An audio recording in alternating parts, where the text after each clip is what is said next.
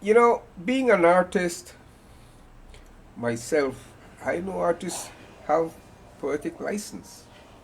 So much so, they can sing nonsense about anything, including the heart. That said, I'm telling you that it is misguided to perceive the human heart as being able to communicate, yeah, verbally, such as to make utterances. The heart is the energy center and functions to distribute blood throughout the body. The center of communications is this one, the brain. Only the brain. Without saying so, people speak of their heart when they speak of their feelings. Therefore, the the duo dynamic they are referring to is the thought and the emotion. The head, that is the mind, and the heart speak the same language and go in one and the same direction, except that thoughts are dry and often come in rapid fire, while emotions take their time to marinate. So the emotions are the juicy portion of the same thoughts. You cannot think negative thoughts about a person for an extended period of time without the emotions following in the same direction. No, you can't.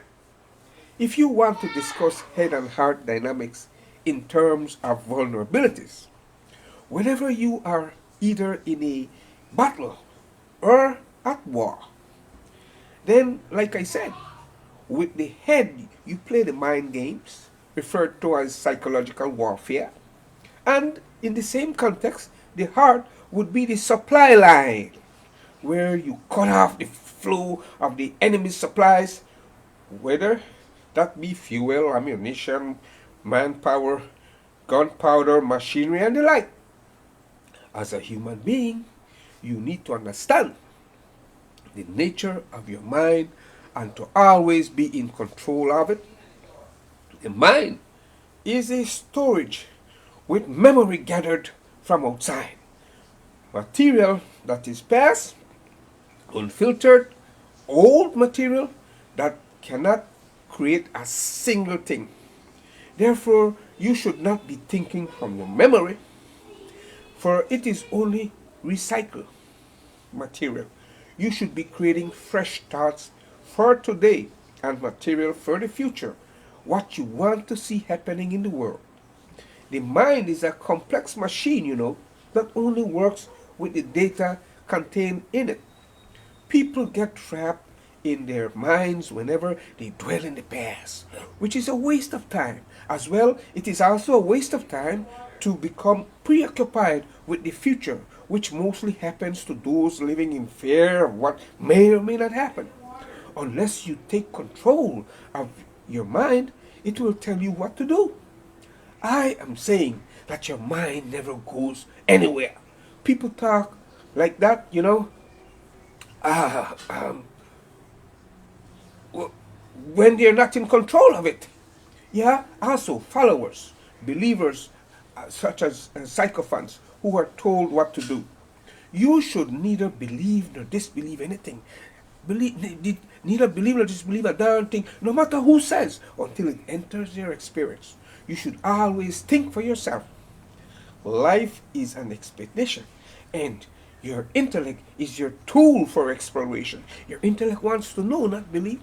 If you anchor in religion, how can you set sail? Unless you set sail, how can you explore and experience God, experience the nature of your own existence, experience life? Truth and reality are what come naturally. If you have to invent them, then it's a lie.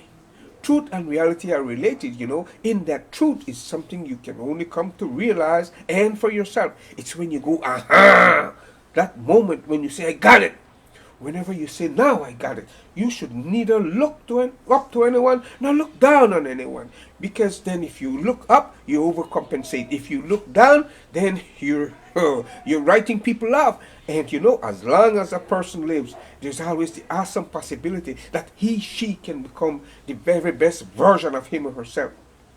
You, being a chemical factory, must create pleasantness in your mind so it's always peaceful and joyful. As a chemical factory, you are able to make your emotions sweet, all of them, so you are always loving and compassionate. However, there are people who create poisons such as hatred, anger, directed at others outside themselves. Except whenever you create anger and hatred, you are the one drinking it, drinking that poison. Therefore, you must never give anyone the satisfaction of controlling your emotions, my friend. Always remain 100% in control of your body, energy system, thought, and emotion. Let those be the four wheels of your vehicle as you drive and commandeer, governed by your spirit. People who are having problems are the ones setting boundaries, which is the nature of the reptilian brain. Living on the basic survival level where they're about I and me, which is compulsive thought and behavior. Like the dog peeing on every downlight post, marking its territory, establishing its peak kingdom.